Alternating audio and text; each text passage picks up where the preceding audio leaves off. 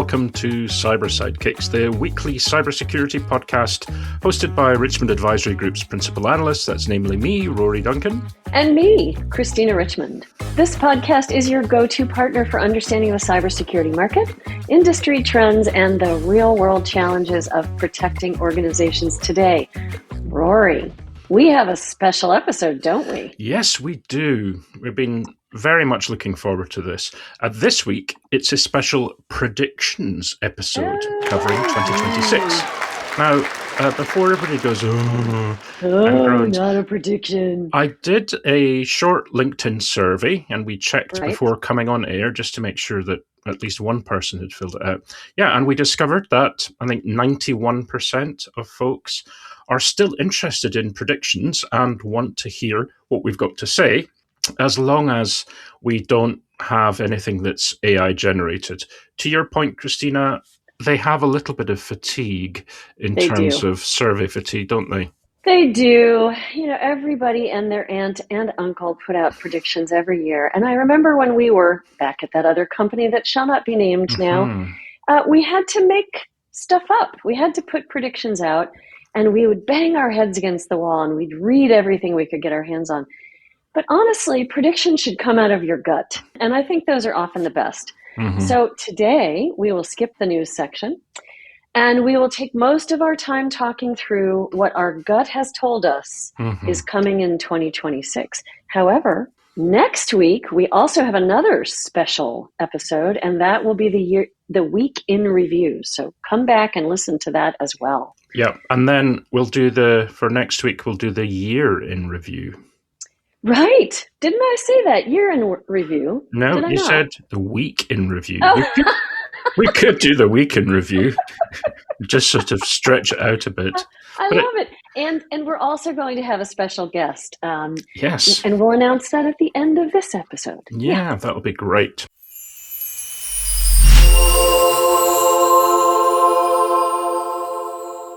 So, Christina, predictions. Dun, dun, dun, dun, dun. As you mentioned, both of us have been involved in predictions shenanigans in the past with various unmentionable companies. And, you know, it is this kind of, to your point, this kind of annual ritual. You know, you make things up. You have perhaps AI predictions in there probably now.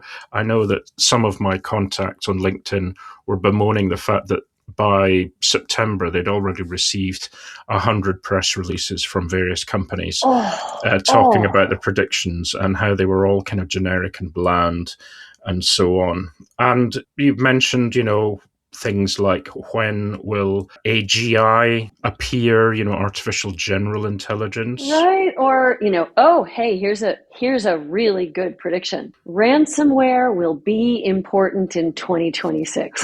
Dun, dun, dun. Really? Yeah. I know.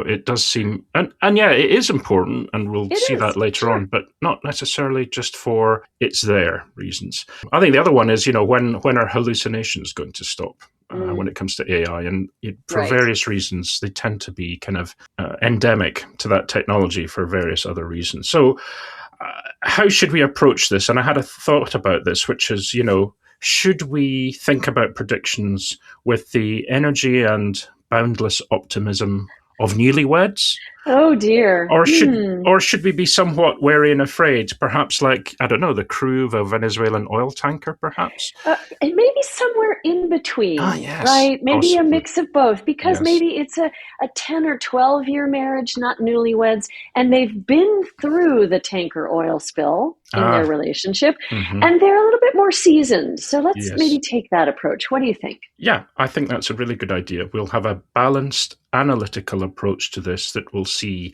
all sides of the argument and will allow our listeners to make informed decisions about what they think about what's going to happen next year. All right, then. Okay. Shall we begin? We shall, yeah. Okay, and having said all we said about AI at the beginning, needless to say, there's one development that has provoked a range of emotions during 2025 and is likely to overshadow 2026, and that is AI. AI. Yeah, but I think Our take is different in that we see a lot of the focus on AI risks creating a lot of noise, obscuring many of the standard, ongoing, established day-to-day threats that we all face that have not gone away. So you mean the noise like phishing, impersonation, ransomware, those noise bits? Yeah, exactly. And, you know, ransomware has not taken a sabbatical. No. But, you know, the volume created and distributed is increasing because of the weaponization of AI technology. So we see AI as being significant, but perhaps for other reasons than just its potential as a technology. I think that'd be right to say. Well, indeed. So our first prediction number one, is about AI itself as a growing threat actor. Not just the use of AI by the threat actors, but that AI itself is a growing threat actor. Specifically, while the more public AI attacks will, of course, keep growing, but specifically the unknown, the unseen, and therefore the more worrisome attacks will proliferate. Never mind shadow AI. This is stealth AI. And it is the cyber criminals' MO in 2026. So, okay, we do have to talk about AI. You're correct. But here we just look at the growing threats in AI and agentic AI and what they bring. So things like, indirect prompt injection, IPI attacks. You know, we do mention deepfakes throughout our podcast, but they're so apparent now in the threat landscape. They're the noise, and their volume and accuracy is frightening. But IPI, those indirect prompt injection attacks that we've talked about, I think are really part of what's scary. And I know you've got some things to say about other more autonomous attacks, but IPI operates during the inference stage of operation. So within the LLM itself, right? And the thing is, what's notable is that it's not always detectable. The attacker doesn't need to gain access to the model itself to execute the attack. Wow. And attacks can be physical. For example, system hijacking. Researchers demonstrated an IPI attack at Black Hat by creating a poisoned Google Calendar invite containing invisible prompts. Yeah, so that was the invisible. That was scary when we heard about that. Yeah. Super scary. Or the attacks can be like in software dev tools. So IPI allowed an attacker to steal source code from private projects, manipulate code, and use the helpful AI assistant GitLab Duo chat to their nefarious gain. So anyway, we've also been looking at how security is always running after a new technology. Like in this case, it's running after AI, and the attacks that are the problem attacks that are just AI, the model itself, you know, we're throwing defensive and mitigation measures after that, such as Google DeepMind came out with additional defense mechanisms against IPI, strengthening the Gemini model itself. But folks, as always, what you really have to look at is guardrails and policy implementation that is identity and data specific so that you're cordoning off your critical knowledge. But yeah, so that first thing, IPI, is part of our first prediction that AI itself is a growing threat actor. But you have more, don't you, Rory? Yeah, exactly. And we've talked about some of the more obvious or visible attacks, but there's others which are perhaps more invisible, but potentially more worrisome. Again, what's happening? You know, what's happening behind the curtain? What's happening underneath? What's the background activity?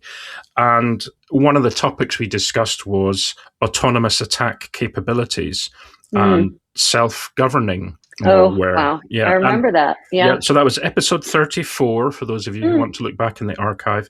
And we were chatting with friend of the show, Rock Lambros, who actually has been very busy with the OWASP stuff he's been doing. I think he's also in London, or been in London this week for the Black Hat Europe. So he's getting around. Yes. The selfie he took was of a very nice seat on the airplane. I think it was in first class, or at least, definitely. Well, you should ring him up and say, "Did you go to London?" You know, ring him up. Anyway, so when we were recording that day, it was announced that ESET had detected the first AI-powered ransomware called Prompt Lock. Remember Prompt Lock? I do remember. And it could decide on its own whether to encrypt data, destroy it, or exfiltrate the data. Oh, I just got the shivers on that one. Yeah, well, we have seen how physical systems such as, smart home tech can be hijacked. We've also seen that studies have shown that the exponential increases in code vulnerabilities and the corresponding explosion in API vulnerabilities can be exploited. So many of these are the kind of gateway to the more sophisticated ransomware like prompt lock. So that's scary. I think the last thing we wanted to mention about that was some of the background exploits that are being looked at and are kind of constantly testing the ways that the AI models themselves can be exploited, or including things like memory poisoning. So, putting in bad data or incorrect data to change the results or particularly affect or influence the results in some way, or common behaviors such as plan drift, which is done covertly. The further down an activity or a task the agent or the AI model will be asked to go, it will tend to kind of drift from the task or activity it's been given. So all those things which perhaps we'd say are natural for the model or natural for the technology, attackers will be looking to exploit, right? Yeah, but even scarier to my mind, Rory, is this extremely harmful set of actions that models can sometimes take. So this came out of a chat we had, and it was in our news section on a BBC article that you had pulled up, quoting an Anthropic report. This was last spring. Oh, yeah. And the company, Anthropic, said it was testing its new system, Claude, the new dot whatever it was, and that it revealed it is sometimes unwilling to stop its work. It's willing to go to extreme lengths, such as attempting to blackmail engineers who say they will remove it. Yeah, right, exactly. And the mantra to this being, quote, the mission must be completed, and that may have, with unforeseen persistence. In other words, there's no subtlety or rationalization. And it kind of calls out when that happens, or when we see that result potentially coming over the horizon, we need to have strong governance and policies around the use of some of these tools, particularly agents. The more sophisticated it is, the more capable it is, the more it puts into context why we need governance and policies. Yeah, and that's coming. It is being developed, is what I'm seeing, out there in the landscape. But then, okay, so that was prediction one, the model itself, bringing more invisible, unforeseen issues, vulnerabilities, and potential for attack. But then what about the opportunities for defensive capabilities, right? And especially in the positive use of agents. So this leads to our second prediction, which is we will see a quagmire of agentic AI capabilities in 2026. And a lot of that, we really haven't seen a lot of agentic AI attack yet. A lot of what we're seeing already is for defense. So defensive agents, agentic AI, and more agents. Yeah, exactly. And the good thing about it is it is visible, the defensive part. It kind of burst onto the scene earlier this year. When we were talking last October, November, December, it wasn't really mentioned. And then suddenly after February, March, April, it started to be the talking point. So it did. We saw some specific activities. And the reason we're mentioning these is not just to list them, but to talk about what we can expect will happen next year if this is the kind of kickstarting of this. So defensive agents. So, for example, Security Operations Center agents, so SOC agents, the Autonomous Threat Operations Machine, or ATOM, ATOM. That was a big splash back in April, end of April, beginning of May at RSA. That's right. And it was a really interesting demo we had of that. And then companies like Deepwatch, they announced threat intel agents and proactive threat hunting agents. And that's for their Nexa platform, or their active response agent that recommends and tracks containment actions collaboratively with the security teams. Right, but note, that is not a response actor. It's not doing the response quite yet, right? Active response, nice marketing name, but it is active in the sense that it helps recommend. Yeah. And it tracks containment actions once the security teams have made the action. But yes, go on, please. Yeah, no. Yeah. Absolutely. It's important to clarify. Yeah. Another indication of what may be coming next year, we had, in fact, it was just last week. I know you weren't on that, but Alex Berger had a chat with me. Alex Berger from Ontinu, and he talked about their autonomous investigator agent, which they have as part of their toolbox of agents for their SOC, right? They're an NDR, XDR provider, and they brought that out this summer. So this agent will aggregate telemetry. It will form and test hypotheses, which is pretty advanced, and then can conduct investigations, for and with the tier 2 and tier 3 analysts, for example, if you're kind of investigating some of these. So, helping them reduce some of the time and resource intensity for perhaps the more complex situations. So having an autonomous investigator agent is a sign of where some of these companies will start to use this technology. I think the last thing here was about some of the platforms that have been launched for creating and managing AI agents. So not just here's an agent, but here's a set of tools and a separate platform for you, customer, to go and do this yourself. So Salesforce, very large SaaS firm, of course, has for a couple of years now had its Agentforce platform, but they kind of revved it quite significantly this year. Whoa. Customers have created over 12,000 implementations. Amazon Web Services launched its Quick Suite platform, and that centralizes all of the research, business intelligence, and automation services for creating and deploying of AI agents. So these are indicators of what is to come. These types of agents that are being built. This is the kind of R&D that's been in place in 2025. But a little more futuristic thought came out of episode 30 when we chatted with Mark Hughes from IBM. What he said was he thought that security activities like basic hygiene, yawn. And that's me inserting. He said he doesn't think that those activities directly yield business value, and therefore they're difficult to prioritize, right? Because they consume cost rather than driving top line growth. These are the boring bits, he said. But actually, he was really optimistic about agentic AI because it may help by automating or doing some of those basic hygiene tasks that we humans traditionally haven't liked or wanted to do or couldn't prioritize, right?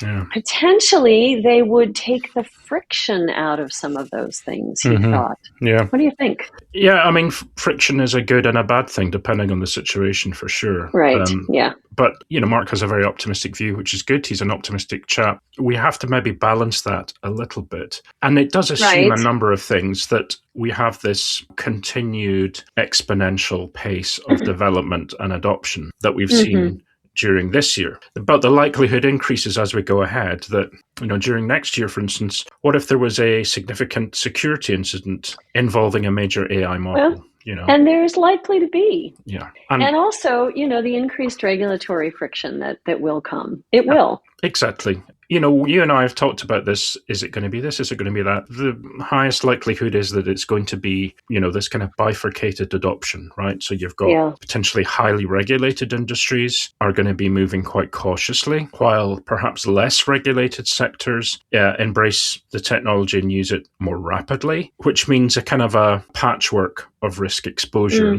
I think it's important to mention that a note of caution there. Yeah, no, that's good. I'm glad you did. And it is balancing. And I appreciate that. I think the last thing in this prediction that I would mention along the lines of what we've seen in 2025 with agents will lead us to think about what is being built for 2026 is auto remediation agents. Now, that is different from what we talked about just now in Deepwatch's Nexa platform, that active response agent, right? That just recommends and tracks containment.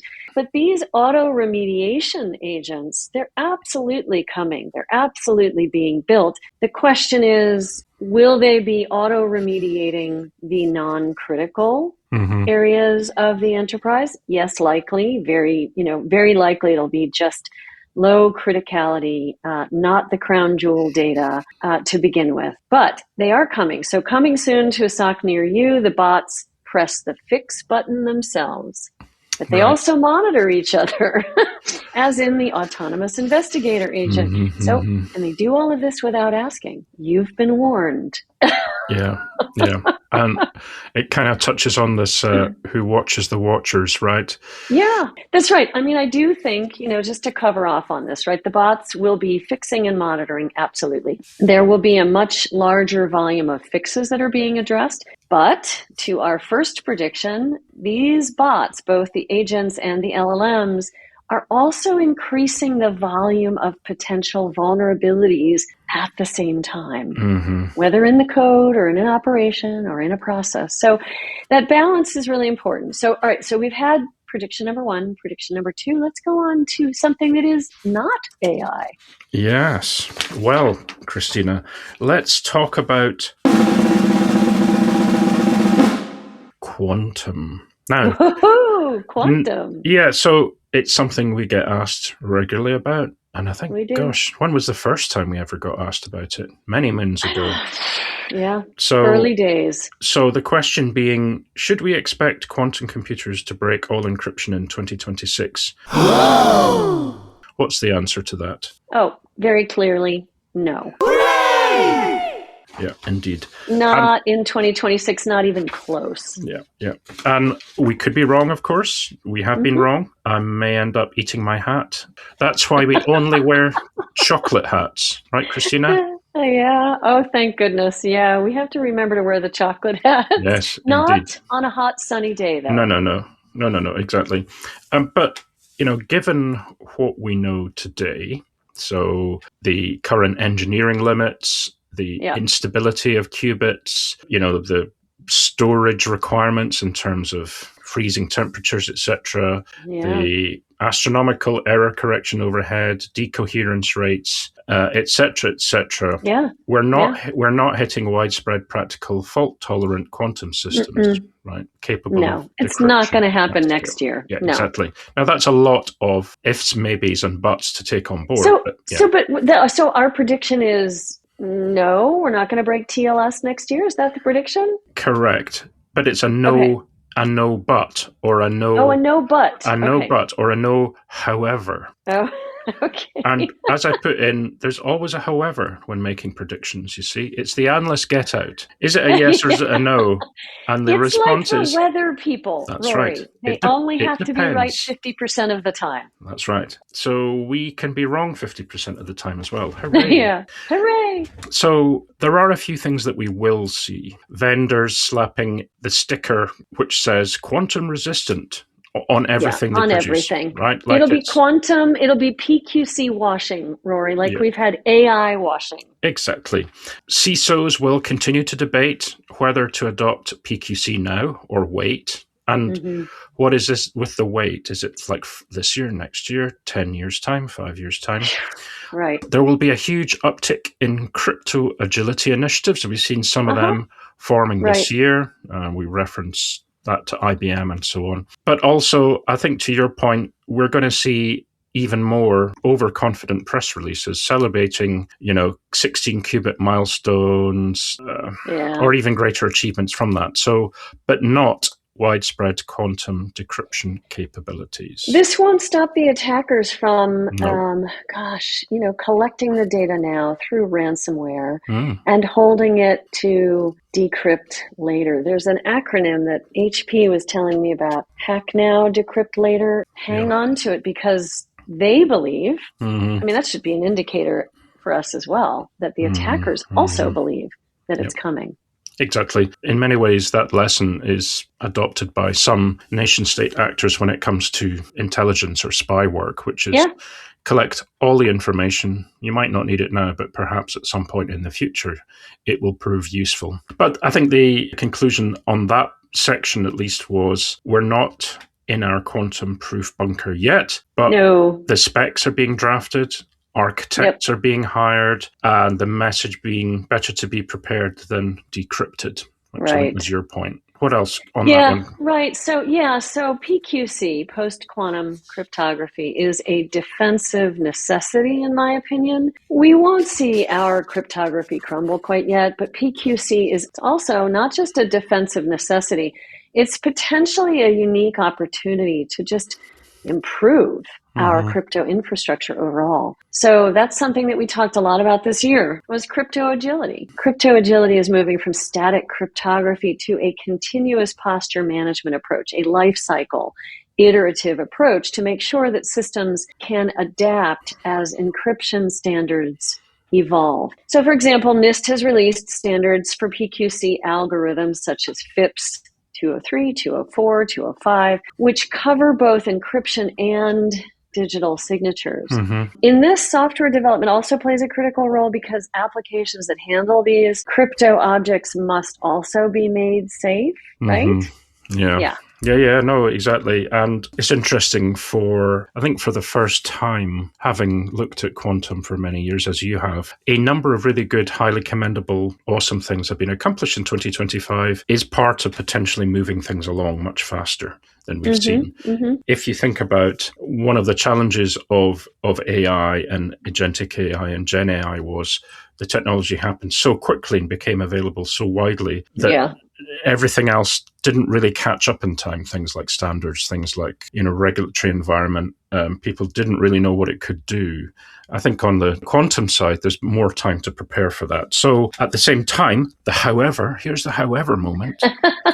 You are the balancing act. Oh, I am. You are the however guy. I am. I'm the voice of reason. Are you now? Well, or even a kind of a note of caution. Okay. So if we look at what could come along, what could come not next year, we've already said it's not going to be next year, but in the coming years, this is contingent on a continued progress in quantum hardware, and then the stability of the PQC algorithms themselves. So imagine a company bases a product on the current PQC algorithms, the NIST selected ones.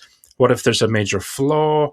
Then that would really knock a lot of things out. It could delay standardization efforts, push back migration timelines, and so on. So we could have a similar bifurcation happening that we see with, for example, AI agents. So the cost and complexity of a full cryptographic migration may lead to many organizations, particularly small and medium-sized businesses, or anybody below the biggest of all the companies, delaying action, creating a future scenario where, let's say, a significant portion of digital infrastructure remains vulnerable long after PQC solutions are widely available. And of course, a lot of this relies on everybody being protected to the same standard, wouldn't you say? Yeah, that's exactly right. And you bring up something that actually is very timely, because in my visit with HP just a week and a half ago, I asked, because folks may not know this, but HP Inc. is already shipping quantum resistant devices with the new NIST signatures built into the silicon. So I asked, how and if algorithms could be dynamically changed in light of a failure that you just mentioned, in the post-quantum era. And it's not like you can do a software update. You'd have to do a firmware update, which isn't easy. But again, we do need to look at our current crypto posture overall, that kind of iterative life cycle. We do need to build out our bunker, we have to be prepared for it because it is coming. Yeah. So I don't know. What do you think?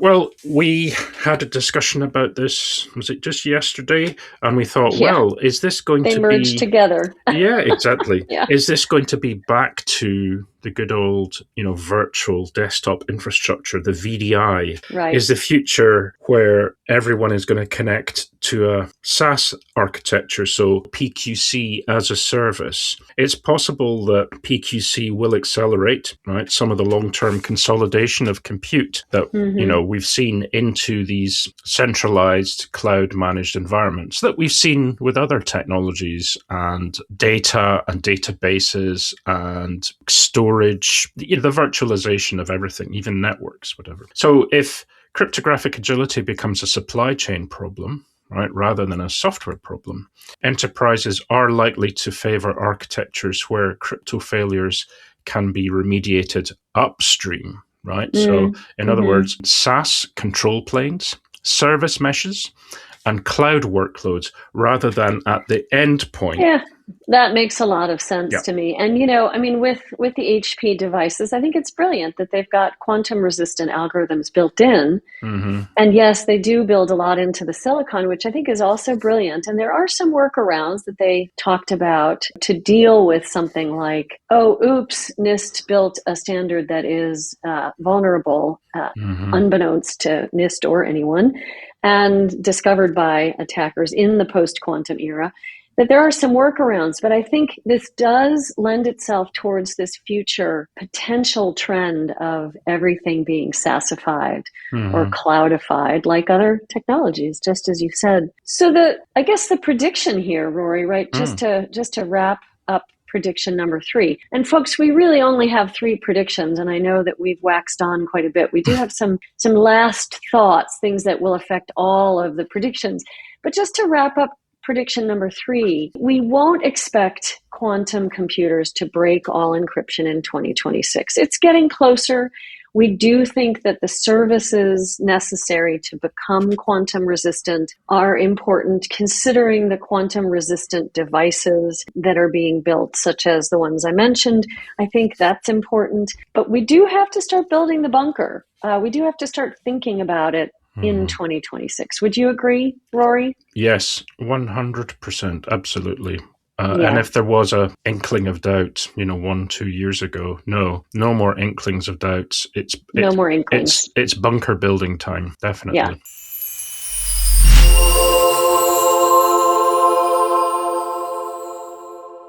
So while this isn't a prediction as such, Christina, it's important that we talk about the external factors that will affect all of these predictions. Yeah. A lot of what we talk about is very technology specific, or we talk about things at a component or a process level or an architecture level, and that's fine, right? Because we have to talk about that. Right. But then, of course, there's all the other factors outside of that. We can't escape the fact that geopolitics plays a part, right? Whether it's one country invading another, whether it's the country that supplies components to the rest of the world, if it's other regional conflicts that promotes a significant increase in cyber criminal activity or critical infrastructure attacks, which then has a knock-on effect on civilian populations. All of those things kind of pull together. And I think, you talked about it, that it happens as a cyclical nature. At the moment, we're seeing more nation-state or geopolitical perspectives, perhaps versus the cyber criminal perspectives, the more globalized we are versus the more nationalized we are. And there is a history there, right? There is. And of course, all of this is extremely serious. And we must talk about the sort of umbrella issue, which is geopolitical. And there's a lot of different implications here, right? And much of this is unpredictable, like what is unpredictable in nature, given the approach used by nation states or changing administrations, natural disasters, solar flares, alien invasions. Who knows, right? Well, exactly. But the point is that there will always be those noisy attacks that we talked about at the very beginning: ransomware, phishing, hacking, spam. The bad guys will use whatever technologies they can get their hands on, AI, quantum, whatever, to power these attacks, to increase their volume and scale. And at the same time, the good guys will be using the same tools and technologies to counter those and develop hopefully equivalent or better defensive measures. But then you were talking yesterday about this hierarchy of seriousness. Yeah, so I think one of the things we've seen, especially from our guests, because a lot of this feedback is from the guests we've had on the show and the discussions we've had behind closed doors, which is this sort of shift in the hierarchy of seriousness. So we know that cyber criminals will continue to phish and extort, right? But the frequency of attacks on critical infrastructure will, we believe, become the more serious a threat in 2026 and probably beyond. The fact that the public is learning more about the vulnerabilities of our nation states from cyber attacks points to the wider societal threat, right? Cybersecurity will be increasingly concerned with national security and have less to do with, let's say, science and technology. Right. And I do remember there was that old phrase. It was actually wrongly attributed to a a Chinese curse. It had nothing to do with that, apparently. But it was the quote about, may you live in interesting times, which was supposed to wish a bad experience in someone, that you may find yourself in chaos and danger. But I think certainly some would argue we're there already, but I think 2026 is probably going to be the year that we can for sure expect to be living in interesting times. I think you're right. We've had this, sort of catchphrase throughout this year, just in emails and on the phone and whenever we catch up with one another. We're doomed. Yeah, we're doomed. But we also are saying we're saved. Mm-hmm. And it really is pendulum swing between the two. And I think we'll land somewhere in the middle of, yes, more attacks, more defensive measures. It's the ongoing state of cybersecurity ad nauseum that, good guys, bad guys fighting the fight. Mm-hmm. But I think, this was the year that AI stopped feeling alien, right? It started feeling more inevitable, right? Yep. I don't think it's predictable. I don't think it's always understandable. Is it controllable? What do you think? No, the jury's out for sure on that one. Well, but one thing is certain, right? Trust, transparency, explainability, reliability. Those are the key terms. Those are the new pillars of AI security that we will see in 2026, right? Yep. We're going to see people talking about the trusted AI platform, that we give you more transparency into your model. We help you understand how the model is working. We provide that explainability. Oh, and we're much more reliable. Because of X, Y, and Z. Yeah. Everything else beyond this will just be noise. Noise, exactly. So, Christina, what do you think? 2026 is going to be wild? Bring your agents. Yep, and your quantum-proof bunker plans, just in case. Just in case.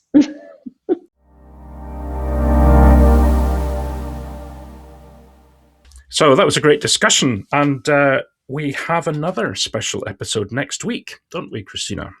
We do. It's our Cybersecurity Year in Review, Part 1, airing on the 22nd of December. Is Part 2 then set to air after Christmas? What do you think? I'm not sure. I think it maybe depends on how we get on. A lot happened during this year.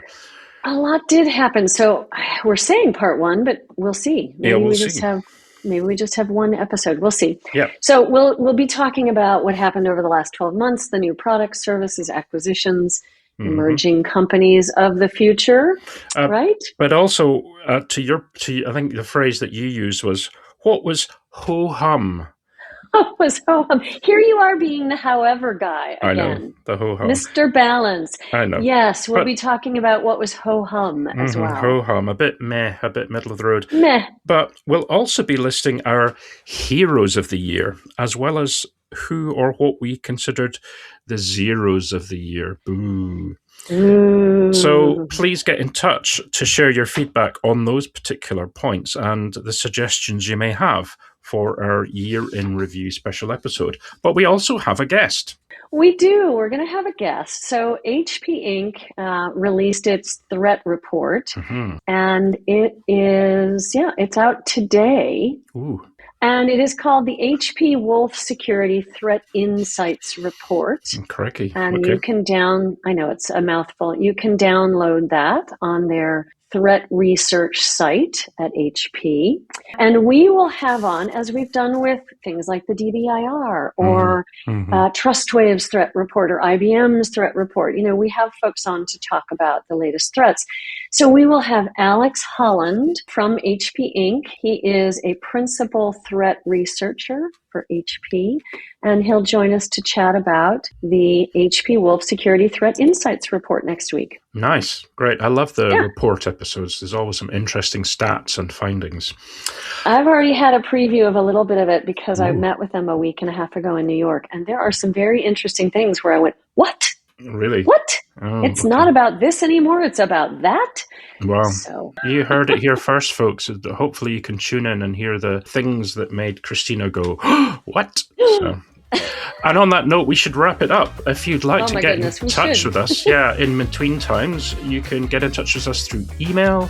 That would be Rory at richmondadvisorygroup.com or Christina at richmondadvisorygroup.com. And we best close, Rory, because we're starting to fall apart. Yeah, that's right. The wheels are definitely coming off this wagon. Wheels are coming off. Have a great week, you guys. We'll Hope to have you listen in next week. Yeah. Bye-bye. Bye-bye.